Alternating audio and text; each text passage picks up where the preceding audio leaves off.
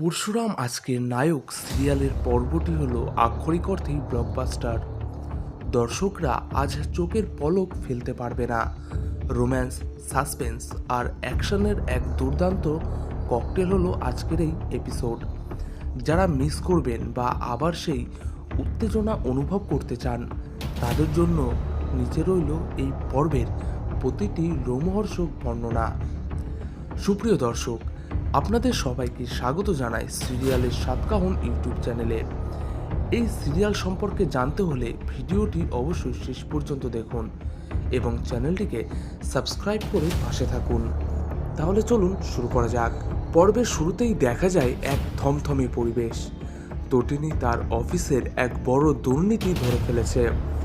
সে প্রমাণগুলো brain ড্রাইভে নিয়ে বাড়ি ফেরে, কিন্তু সে জানে না তার পিছু নিয়েছে শহরের কুখ্যাত মাফিয়া রণজিতের গুন্ডারা। বাড়িতে পরশুরাম তখন নিতান্তই এক গো বেচারা স্বামী। সে তটিনীর জন্য গরম চা আর পকোড়া ভাজছে। তটিনী যখন ভয়ে কাঁপছে, পরশুরাম তখন বোকা বোকা হাসিতে বলছে, তটিনী, আজ চাটা কিন্তু দারুণ হয়েছে, খাবে? তটিনী বিরক্ত হয়ে চিৎকার করে ওঠে, আমার জীবন নিয়ে টানাটানি আর তোমার পকোড়ার চিন্তা। পরশুরামের মুখে তখন এক অসহায় ভাব, কিন্তু চোখের কোণে খেলে যায় এক তীক্ষ্ণ আভা, যা শুধু দর্শকরাই দেখতে পারে। হঠাৎ লোডশেডিং, পুরো পাড়া অন্ধকার। জানালার কাঁচ ভেঙে ঘরে ঢোকে তিনজন মুখোশধারী লোক। তটিনী চিৎকার করে ওঠে। পরশুরাম ভয়ে সোফার তলায় লুকানোর ভান করে। গুন্ডারা তটিনীকে ঘিরে ধরে পেনড্রাইভটা চাইতে থাকে। তটিনী দিতে অস্বীকার করলে একজন তার দিকে ধারালো অস্ত্র তাক করে। মনে হচ্ছে তটিনীকে বাঁচানোর আর কেউই নেই। পরশুরাম কি আজও ভীরুর মতো লুকিয়ে থাকবে? ঠিক তখনই শুরু হয় আসল খেলা। অন্ধকারের সুযোগ নিয়ে সোফার তলা থেকে বেরিয়ে আসে আসল পরশুরাম।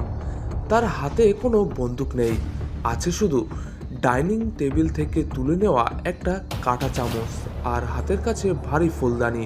দেখা যাচ্ছে না কে মারছে, শুধু শোনা যাচ্ছে হাড় ভাঙার শব্দ আর গুন্ডাদের আর্তনাদ। একজনকে নিঃশব্দে টেনে নিয়ে যায় পর্দার আড়ালে, নকআউট। দ্বিতীয় জনের হাতে থাকা টর্চ কেড়ে নিয়ে উল্টে তারই চোখে ফোকাস করে এক দুর্দান্ত কিক। তৃতীয় জন অর্থাৎ দলনেতা যখন তটিনীর খুব কাছে, তখন হাওয়ার বেগে এসে পরশুরাম তার ঘাড়ে বিশেষ এক নার্ভে চাপ দেয়। মুহূর্তে সে অজ্ঞান হয়ে লুটিয়ে পড়ে। পুরো দৃশ্যটা শেষ হয় মাত্র 30 সেকেন্ডে। আলো আসতেই দেখা যায় ডাইনিং রুম লণ্ডভণ্ড। তিনজন গুন্ডা মেঝেতে অকেজো হয়ে পড়ে আছে, আর পরশুরাম সে টেবিলের নিচে বসে থরথর করে কাঁপছে এবং হাতে একটা মশা বাড়া ব্যাট নিয়ে বিড়বিড় করছে, ওরে বাবারে, ভূত! ভূত নাকি ডাকাত? তটিনী অবাক হয়ে তাকিয়ে থাকে। সে বুঝতে পারছে না অন্ধকারে ঠিক কি হলো। পুলিশ চলে আসে, যাদের পরশুরাম আগেই গোপনে মেসেজ করেছিল।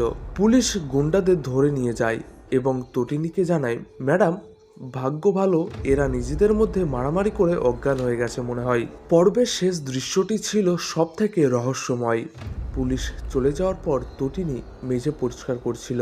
হঠাৎ সে সোফার নিচে দেখতে পায় পরশুরামের শার্টের একটা বোতাম, যার গায়ে সামান্য রক্ত লেগে আছে। তটিনী পরশুরামের দিকে তাকায়। পরশুরাম তখন খুবই মনোযোগ দিয়ে টিভিতে কার্টুন দেখছে। তটিনীর মনে আছে গভীর সন্দেহ দানা বাঁধল। সে মনে মনে বলে, লোকটাকে সত্যিই এত ভীরু? পরশুরাম সে টিভির দিকে তাকিয়ে থাকলেও ঠোঁটের কোণে ফুটে ওঠে এক বিজয়ী হাসি। স্ক্রিন ফ্রিজ হয় আর লেখা ওঠে ক্রমশ প্রকাশ্য। আজকের পর্বে পরশুরাম যেভাবে অন্ধকারের আড়ালে অ্যাকশন করে আবার আলো আসতেই ভীরু সেজে গেল, তা ছিল অনবদ্য। বিশেষ করে পরশুরামের এক্সপ্রেশন চেঞ্জ এবং তটিনীর সন্দেহ দৃষ্টি আগামীকালের পর্বের জন্য উত্তেজনা আরও দ্বিগুণ বাড়িয়ে দিয়েছে। তো সুপ্রিয় দর্শক, আপনাদের কি মনে হয় তা জানান আমাদের কমেন্ট বক্সে, এবং ভিডিওটি ভালো লাগলে অবশ্যই সাবস্ক্রাইব করে লাইক, কমেন্ট ও বন্ধুদের সঙ্গে শেয়ার করবেন। ধন্যবাদ ভিডিওটি শেষ পর্যন্ত দেখার জন্য।